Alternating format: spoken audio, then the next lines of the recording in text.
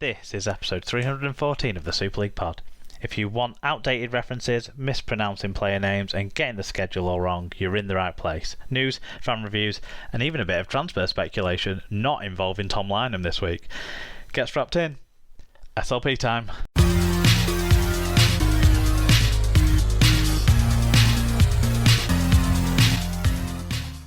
Hello listeners, welcome along to episode 314 of the Super League Pod. This week, strange bit of scheduling. Turned out all the other co-hosts were on holiday on the same week. I don't know how we managed that, so we've had to pull in one of our extended reserves again, and we welcome back on a short turnaround, Fatboy Rob.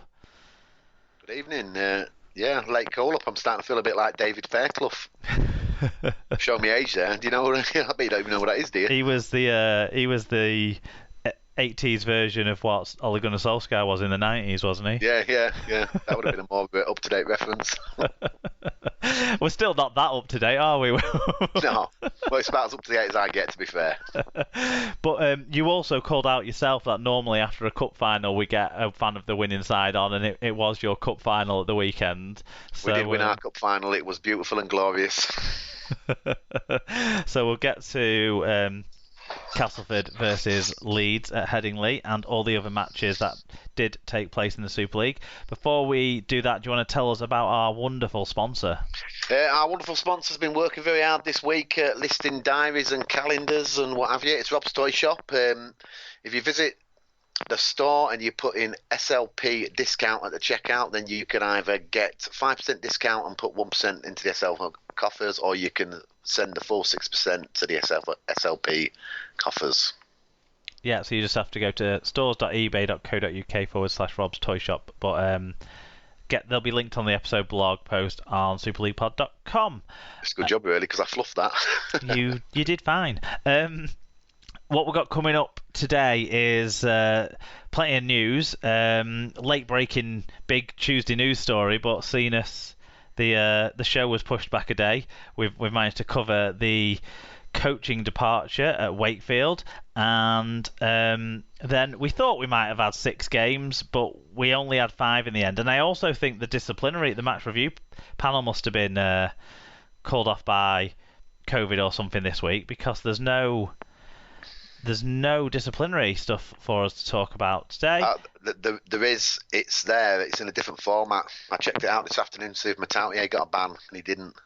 Oh, right. Did Kevin Brown get one for his assault on Sam Halsall that wasn't picked up? I didn't see any bans, if I'm honest, but it is in a different format. It lists the player now, and then if you want to look at the details, you click a hyperlink link. So you might have to have a look at that in the when we break.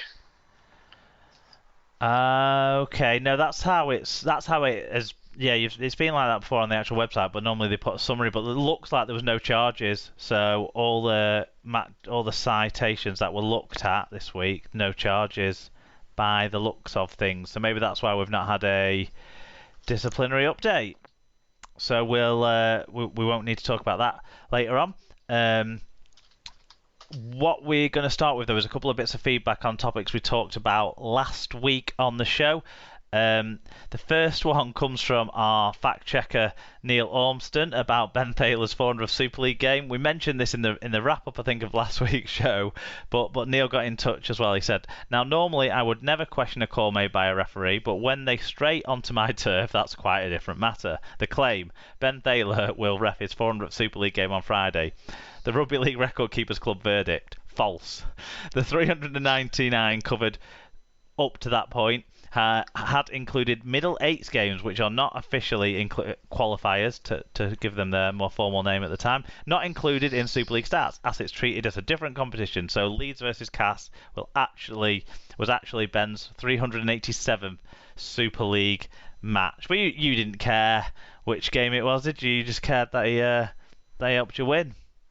He was awful. The penalty count was 9-3 to Leeds. He was absolutely awful, but I suppose I would have said that even if, well, I'm not bothered because we won, but I'd love to know how they, I mean, they've got a difficult job, haven't they, with consistency and stuff like that, but 9 penalties to 3, it wasn't a dirty game. He did even up the 6 against, though. I think that were 3 each according to League Express. There you go. And Carsten got in touch about the official postponement of the World Cup. More about an idea of what to do instead. I gave my idea on last week's show, if you want to go back and listen to that, but Carsten suggested let's play a 3-test series, England against France, in France, then play a 3-test series where England play Scotland, Ireland and Wales, and that would mean 6 games for England that they would have played in the World Cup. Also, France versus Jamaica, Serbia, the US, other games, France A, Italy A, Netherlands and Germany could play a 4 Nations tournament just to show the NRL that tests are played in Europe. The NRL don't give a shit, sadly, Carsten. That's the real upsetting thing of it. We could have some fantastic internationals at the end of this year that go off without a hitch, and the NRL wouldn't care. What do you think, Rob? Do you think we should try and get some test matches on at the end of this year? Honestly, no. I think we should give the players a rest, because if you look at the injuries every team's had this season, if we don't play any tests, then we can start next season slightly earlier and give them a proper time to prepare for next season's World Cup, if that goes ahead, because I'm not convinced it's gonna, because I don't think Australia and New Zealand are taking up the vaccines as quickly as Europe, so I've got a feeling we might be in the same position next year. Yeah, they might have less of a case to argue though if the infection rates and stuff on this side of the world aren't what they were when this announcement was able to be made by them, and using that as an excuse, I suppose. But like I've said before, I'd be government cooperation talking about getting vaccines out to these players. If the government are backing the tournament like they have done with financially so far, that's another way they could back the tournament to make sure it's a success next year. But you're right, Super League need to play their part in hoping England can be successful and fully fit and raring to go. Okay, that's it for the intro. Let's move into the news.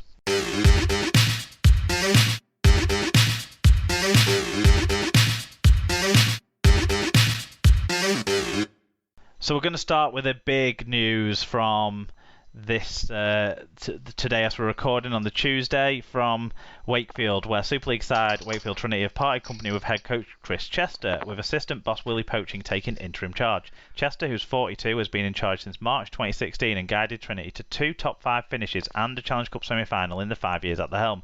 However, with only 4 wins from 17 games in 2021, that's led to the board acting upon it, and Michael Carter, the chief executive, has said the board felt it was the time was right for a change.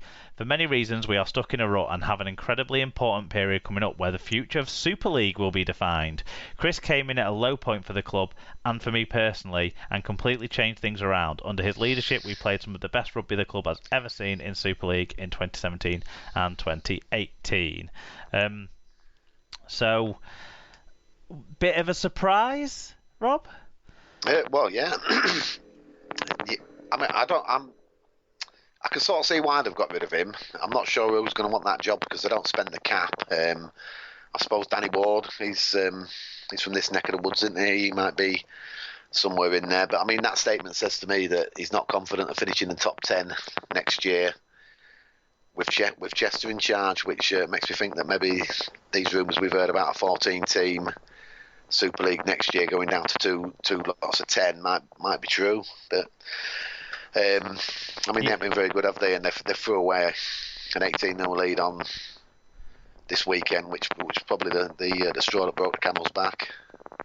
Yeah, I think some of the things that happened for them to lose that lead were quite remarkable. And yeah, this year wouldn't be a worry, would it? Because there's already a championship side still playing in Super League this year. But you're right, there is a future risk of relegation looming over Wakefield. I don't know if anyone could have done better than what Chester's done with that club in the last 5 years. I think he's done remarkably well. There's been the odd talented player he's brought through the system as well, but he's made the most out of any signing they've brought in too. You know, he's turned sort of journeyman backwater players from Oz into and New Zealand into Super League stalwarts, people like Bill Tupu, Tini Arona, people like that, I think is got absolutely everything out of players like that. He's improved players like Reece Lynn, and there's people like Jowett and Johnston. I think he's done remarkable with slim resources at that club, but not remarkable enough, unfortunately, for him to be given the chance to lead them beyond this period. But I think they had a couple of good. Sorry, they had a couple of really good seasons, didn't they? I think 18 and 19, where they were knocking on the playoffs.